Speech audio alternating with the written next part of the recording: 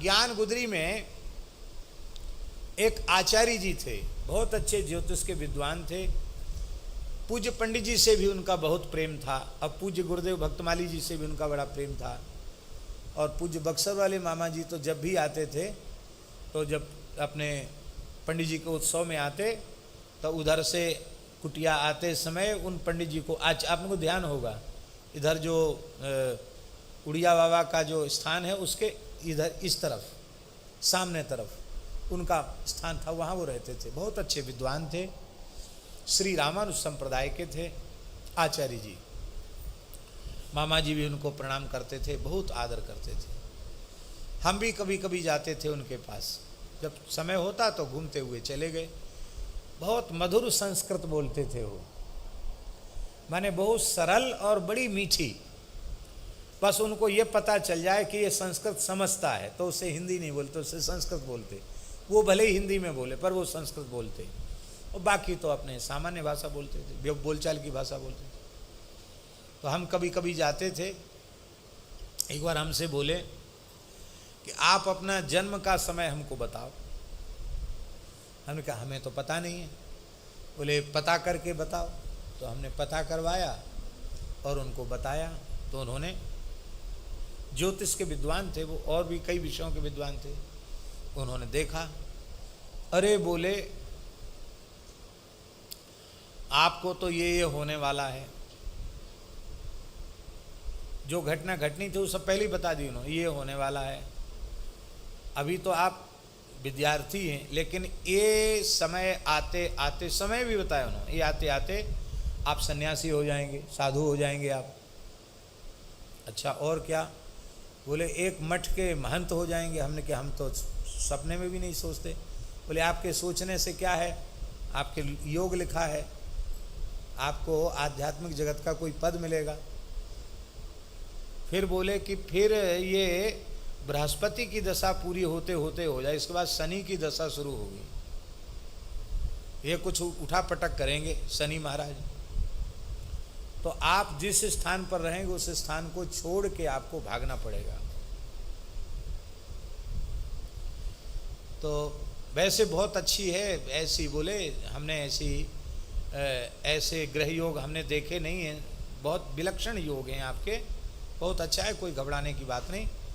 पर थोड़ा शनि मंत्र का यदि जप कर लें, वैदिक मंत्र का, तो उसकी संख्या में तो अच्छा रहेगा।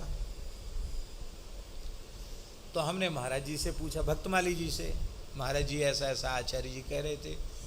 बोले देखो पंडित जी, ज्योतिषियों के पत्रा में सब ग्रह नक्षत्र भरे हुए हैं, राहु केतु शुक्र शनि, किसी न किसी की दशा तो होती ही है, चलती ही है। उनसे पूछोगे तो वो कुछ ना कुछ बताएंगे, राहु की दशा खराब है, केतु की दशा खराब है। अच्छा है, हमने कहा हमने पूछा नहीं, उन्होंने अपनी तरफ से ऐसे ऐसे बताया, बहुत अच्छा है। तो हमने कहा महाराज जी आप बताएं क्या आज्ञा है।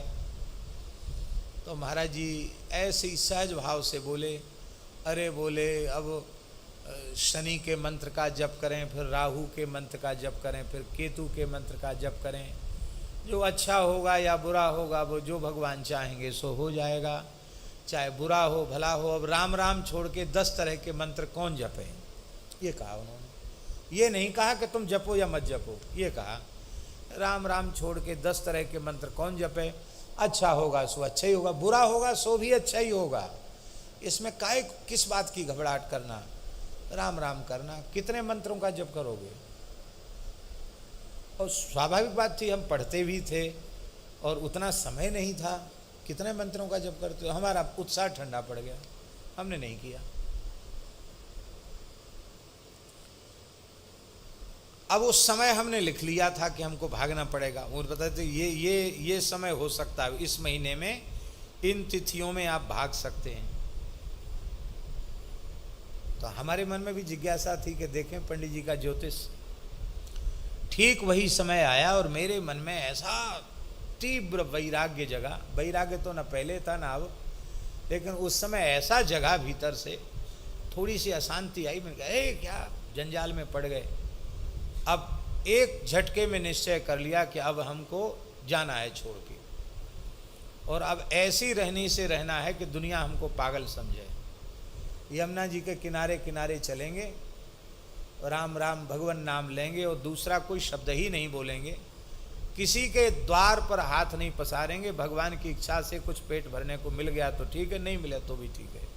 यमुना जी तो हैं, यहाँ भी नहीं रहना, वृंदावन में भी नहीं रहना, यहाँ तो प्रपंच रहेगा। आगे चलेंगे जहाँ तक जमुना जी के किनारे। ये मन था कि जमुना जी का किनारा नहीं छोड़ेंगे, जमुना जी किनारे रहेंगे। अब महाराज जी से अनुमति कैसे मिले? पहाड़ी बाबा महाराज से, गुरु जी से।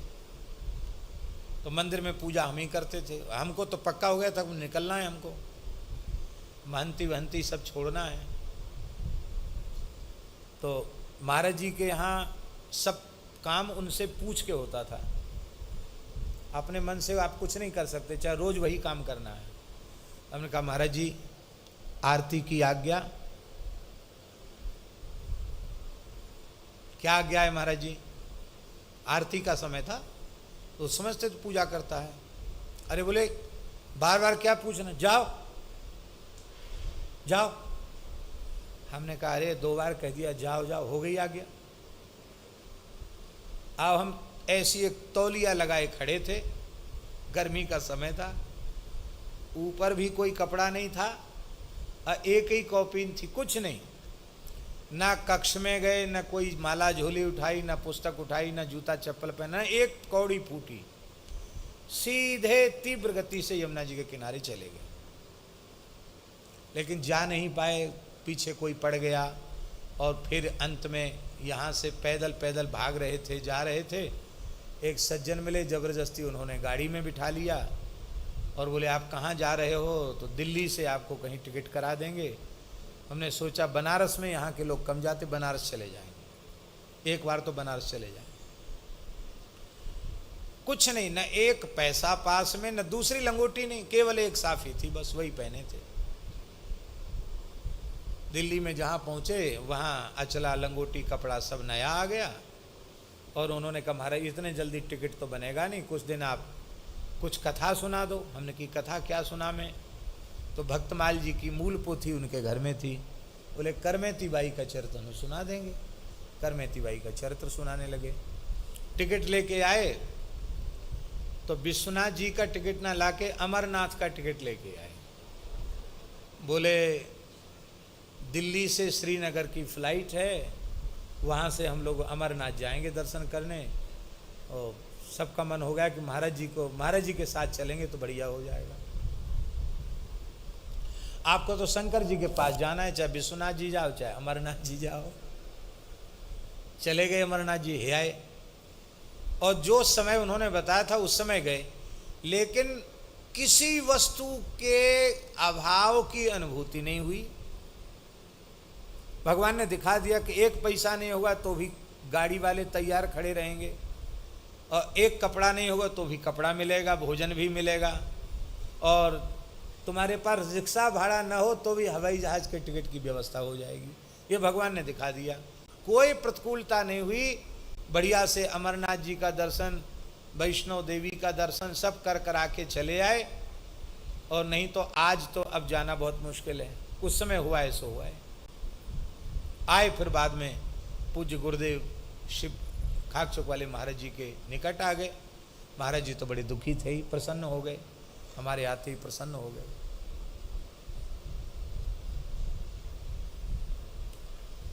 स्वप्न में आकर महाराज जी बोले, हे बहुत भटक लिया, आजा, सब जगह हो आया, आजा, मैं वृद्ध हूँ, आजा, ऐसे कहा उन्होंने स्वप्न में। तो फिर हमारा वहाँ से और कहीं जाने का विचार था, वो बंद हो गया। फिर हम महाराज जी के चरणों में आ गए, उनकी कृपा प्राप्त हुई। फिर हम आचार्य जी के पास गए, ज्ञान गुदरी वाले आचार्य जी के पास। उनको मैंने बताया, मैंने कहा महाराज आया तो सही, ज्योतिष का योग तो आया, लेकिन कष्ट बिल्कुल नहीं हुआ। तो हंसने लग गए। बोले हाँ, भगवान के शरणागत जो जीव हैं उनका कभी अनिष्ट नहीं होता है, अच्छा ही होता, मंगल होता है, अच्छी बात। ये उन्होंने कहा। तो ये अनुभव की बात है। आप नाम मात्र के लिए भी भगवान के हो जाओ तो अनुकूल है ही है, प्रतिकूल परिस्थिति भी आपके लिए भजन सत्संग को देने वाली होगी। आपका कुछ बिगड़ेगा नहीं।